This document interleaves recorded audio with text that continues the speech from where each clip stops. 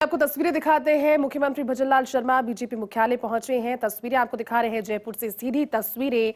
सबसे पहले first India पर तस्वीरें। बीजेपी मुख्यालय में दाखिल होता हुआ सीएम भजनलाल शर्मा का ये काफिला। ये देखिए तस्वीरें आपने देखी। मुख्यमंत्री भजनलाल शर्मा बीजेपी मुख्यालय पहुंच गए हैं और यहां पर संगठनात्मक चर्चाएं वो करने वाले हैं, क्योंकि अब कल का दिन बेहद महत्वपूर्ण राजस्थान के लिहाज से और जो जिम्मेदारी उन्हें दी गई है बतौर मुख्यमंत्री, एक बड़ी जिम्मेदारी उनकी पहली ही रहेगी जब उन्होंने लोकसभा की उन 25 की 25 सीटों पर भारतीय जनता पार्टी का कमल का फूल खिलाने की बात कही। और लगातार आप देखिए पिछले 1 से 2 महीने से कितने दौरे, कितनी जनसभाएं, कितने रोड शोज उन्होंने किए। हमारे साथ सहयोगी ऐश्वर्य प्रधान इस खबर पर ज्यादा बातचीत के लिए जुट गए। ऐश्वर्य, पहुंच गए हैं सीएम भजनलाल शर्मा बीजेपी मुख्यालय और आज का दिन बेहद खास है क्योंकि कल एक तरीके का निर्णायक दिन उनके लिए उनकी जिम्मेदारी के तहत भी होगा। क्या कार्यक्रम है आगे? और ऐश्वर्य, देखिए, मुख्यमंत्री भजनलाल शर्मा का आज का जो ये कार्यक्रम है, ये प्रदेश मुख्यालय में आने का इसलिए है कि पार्टी के जो प्रमुख पदाधिकारी है उनके साथ संवाद किया जाए, क्योंकि आज का दिन विशेष दिन है। आज के दिन में रणनीतिक रूप से भाजपा कार्यकर्ता, क्योंकि डोर डोर प्रचार का दिन है, उसके अलावा कल का दिन है वो भाजपा कार्यकर्ताओं के लिए चुनौती इसलिए है कि जो हर एक बूथ पर अधिकाधिक वोट पड़े। प्रधानमंत्री मोदी खुद कहकर जाते हैं या अमित शाह कहकर जाते हैं कि बूथ पर भारतीय जनता पार्टी मजबूत हो, हर बूथ पर भारतीय जनता पार्टी जीते, इस बात पर रखना है। तो इसी बात को केंद्र में रखते हुए आगामी रणनीति जो बनती है उसके तहत यहाँ पर मुख्यमंत्री रहेंगे और जो प्रमुख पदाधिकारी है, जो रणनीतिकार है या जो वॉर रूम में मौजूद रहते हैं, उनसे भी संपर्क करेंगे, उनसे बातचीत करेंगे। और यदि कोई सॉल्यूशन है, कई बार कई समस्या आती है कई कार्यकर्ताओं को, तो उनका सॉल्यूशन निकाला जाए, उनका हल निकाला जाए, तो वो भी मुख्यमंत्री मौके पर ही करेंगे। सुबह से आज जल्दी से मुख्यमंत्री टेलीफोन कॉल पर प्रत्याशियों के अलावा प्रमुख नेताओं से लगातार संवाद बनाए हुए हैं। मुख्यमंत्री ने सुबह से अनेकों फोन कॉल्स किए हैं और अब भी फोन कॉल्स का सिलसिला लगातार जारी रहेगा। आज बजाय अन्य बातों के सिर्फ और सिर्फ हर एक संसदीय सीट को लेकर बातचीत रहेगी। जो बाकी की सीटें बची हैं, इन पर मुख्यमंत्री अपने आप को फोकस रखेंगे। मुख्यमंत्री चाहते हैं कि आज का दिन है और कल का दिन है, कल शाम तक जब तक वोट पड़े तब तक भारतीय जनता पार्टी के कार्यकर्ता पूरे उत्साह से लबरेज रहें, क्योंकि अभी एक और समस्या दोनों ही पार्टियों के लिए है कि अभी सावों का सीजन है। तो दोनों ही पार्टियां, भाजपा हो चाहे कांग्रेस हो, उनके सामने चिंता का विषय यह है कि सावों की वजह से कहीं वोट कम ना पड़े, क्योंकि दोनों के मूल वोट बैंक तो होता ही है, दोनों ही पार्टियों का मूल वोट बैंक होता है, कि उस मूल वोट बैंक में किसी तरीके से कोई सेंधमारी ना हो या फिर मूल वोट बैंक निष्क्रिय ना हो। कई बार ऐसा सोच लिया जाता है कि हमारा कैंडिडेट तो जीत रहा है, हम क्यों जाएं। तो इस तरीके की जो बातें हैं, इन बातों को साइडलाइन किया जाए, अधिकाधिक वोट पड़े, क्योंकि पिछली बार वोट प्रतिशत था वो कम था और वो चिंता का विषय था, क्योंकि तेज गर्मी रही।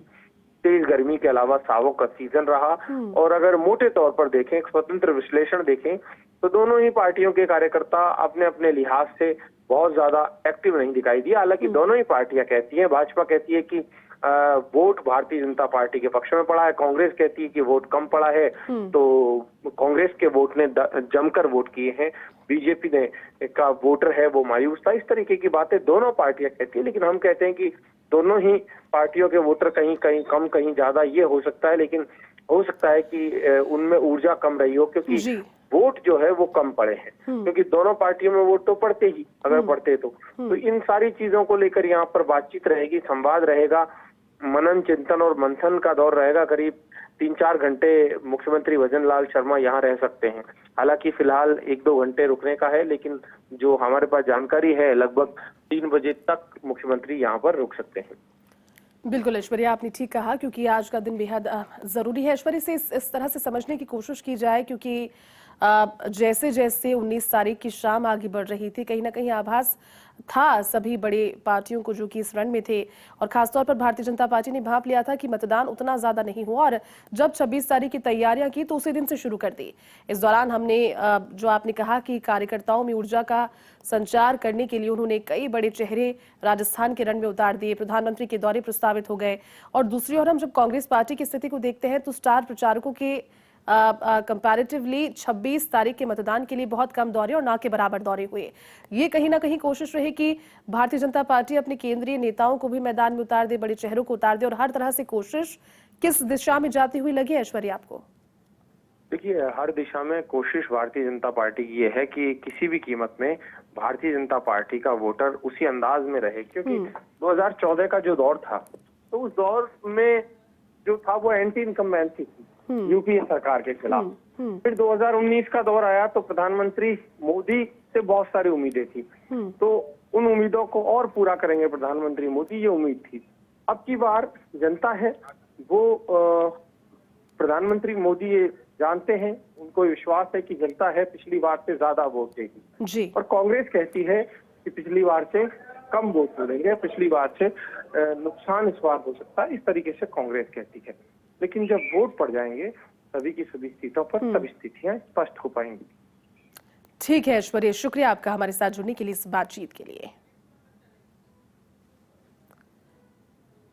तो लोकसभा चुनाव 2024 दूसरे चरण का रण आपको तस्वीरें दिखा रहे हैं। बीजेपी मुख्यालय सीएम भजनलाल शर्मा पहुंचे हैं और वहां पर संगठनात्मक बैठकें होने वाली है। प्रदेश मुख्यालय में जो बड़े पदाधिकारी हैं उनके साथ मुलाकात भी होगी और आज के दिन भर के लिए चर्चा, रणनीति के लिहाज से और ज्यादा कोशिशें, क्योंकि आज डोर टू डोर का दिन है, कल निर्णायक दिन है और उसके बाद 4 जून को तस्वीर देश की, राजस्थान की स्पष्ट होने वाली है। ऐसे में प्रदेश मुख्यालय में संगठनात्मक बैठकें करेंगे और खासतौर पर चुनाव की तारीखों के ऐलान के बाद से ही अगर सक्रियता आप देखें सीएम भजनलाल शर्मा की, तो लगातार राजस्थान के 25 के 25 लोकसभा क्षेत्र, उनसे जुड़ती हुई विधानसभा क्षेत्र सभी का लगभग उन्होंने दौरा किया है।